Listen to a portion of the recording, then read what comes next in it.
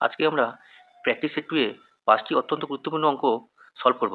যে অঙ্কগুলো previous year government এক্সামে যেমন এসেছিল, ঠিক একইভাবে বর্তমানে সমস্ত এক্সামে তোমরা এই টাইপের অঙ্ক দেখতে পাবে। আজকে আমাদের প্রথম প্রশ্ন, কোনো সংখ্যা 25% এর সঙ্গে 150 এর 30% যোগ করলে 75 হয়, সংখ্যাটি কত? দেখো আমাদের কি বলছে, কোনো সংখ্যা, আমাদের সংখ্যাটা বলে দেয়নি, তাই সেই সংখ্যার সঙ্গে 25% এবং এই 150 এর 30% বলেছে, এই দুটো সংখ্যা যা আসবে সেটা যোগ করলে আমাদের 75 হবে। সংখ্যাটি কত?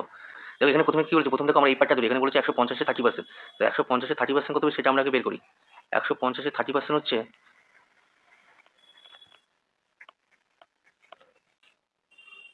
এই শূন্য এই শূন্য এই শূন্য এই শূন্য কেটে দিই, সমস্যা আমাদের কত হচ্ছে 3 45 45।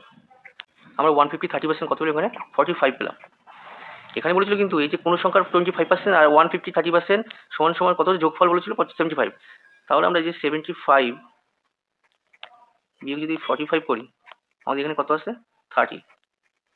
এই যে 30 এলো, এই 30 এলো, এটা কি হচ্ছে, এটা হচ্ছে কোনো সংখ্যার 25%, আর কোনো সংখ্যার 25% কিন্তু আমরা 30 হয়ে গেল।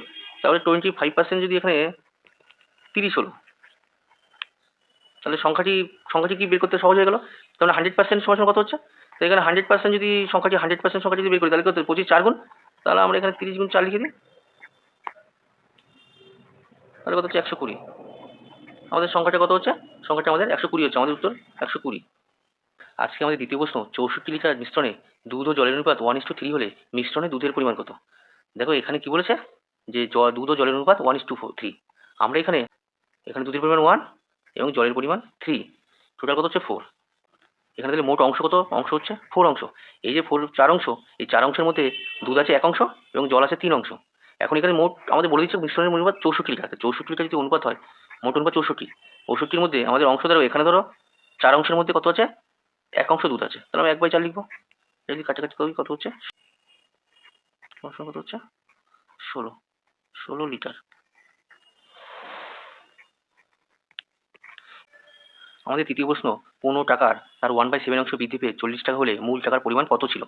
এখানে কি বলেছে দেখো, 15 টাকার আমরা ধরে নিই 1, এখন হচ্ছে তার 1/7 বৃদ্ধি পেলে, তো 1 বাই যদি বৃদ্ধি পায়, তাহলে 1 প্লাস 1/7 সমান সমান এখানে 7 যোগ 1 সমান সমান কত হচ্ছে 8/7। এখানে তাহলে বৃদ্ধি পেয়ে 1/7 অংশ বৃদ্ধি পেয়ে 40 টাকা হলে, তা আমাদের বৃদ্ধি পেয়েছে কত অংশ, আমাদের এখানে এত অংশ বৃদ্ধি পেয়েছে, এত অংশ বৃদ্ধি পেয়ে 40 টাকা হয়েছে, তাহলে প্রশ্ন অনুসারে এই 8/7 সমান সমান 40 টাকা হবে।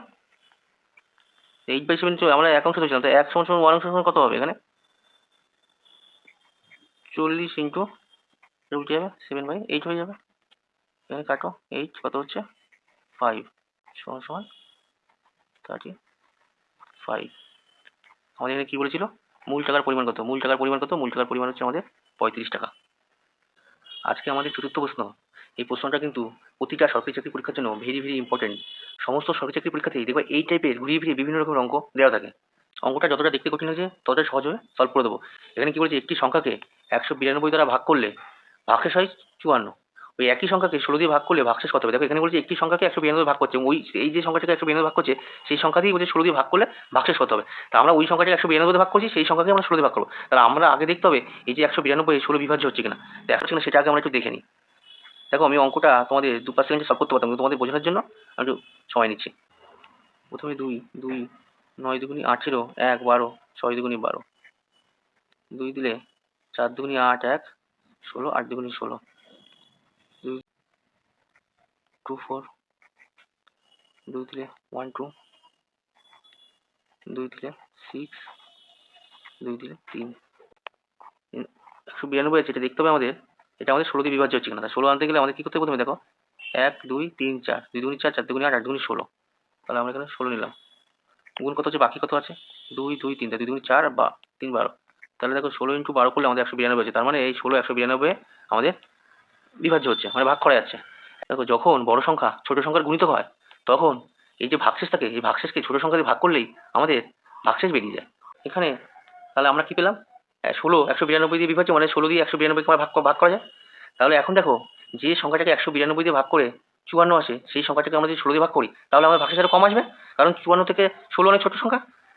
তাহলে আমরা কি করবো, এখানে এই 54 থেকে 16 দিয়ে যদি আমরা ভাগ করি, তাহলে আমাদের ভাগশেষটা ছোট হবে। তাহলে 54 ভাগ যদি আমরা 54 ভাগ যদি আমরা 16 করি,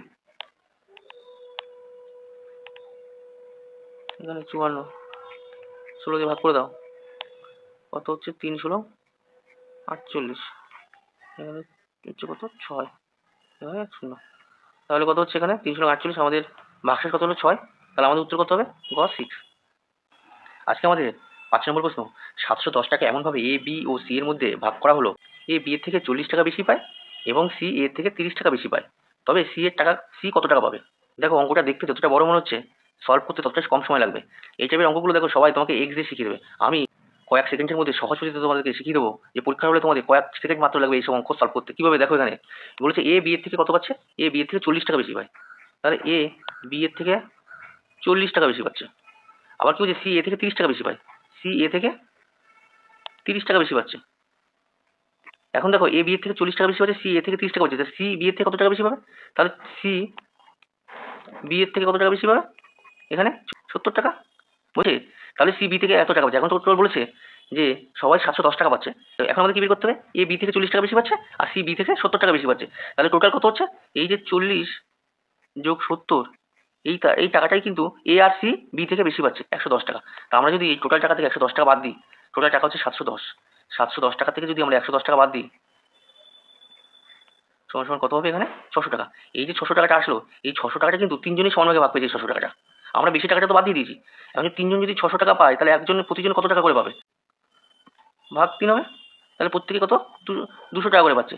এবারে যদি প্রত্যেকে 200 টাকা করে পেয়েছে, এবার আমরা আসি এ বি এর থেকে 40 টাকা বেশি পেয়েছে এবং সি বি এর থেকে 70 টাকা বেশি পেয়েছে। তাহলে লাস্টে কি বলছে? সি কত টাকা পেলো? সি কত টাকা পাবে? 200 টাকা তো সমান ভাগে তিনজন ভাগ করে পেয়েছেই, তার সঙ্গে কি হচ্ছে? সি 70 টাকা বেশি পেয়েছিল। এই যে এখানে অপশনে দেখো আমরা যা বাদ দিয়েছিলাম, 70 টাকা বেশি পেয়েছে। তাহলে টোটাল কত হচ্ছে? টোটাল হচ্ছে আমাদের 270 টাকা। সি কত টাকা হচ্ছে? সি 270 টাকা পাবে।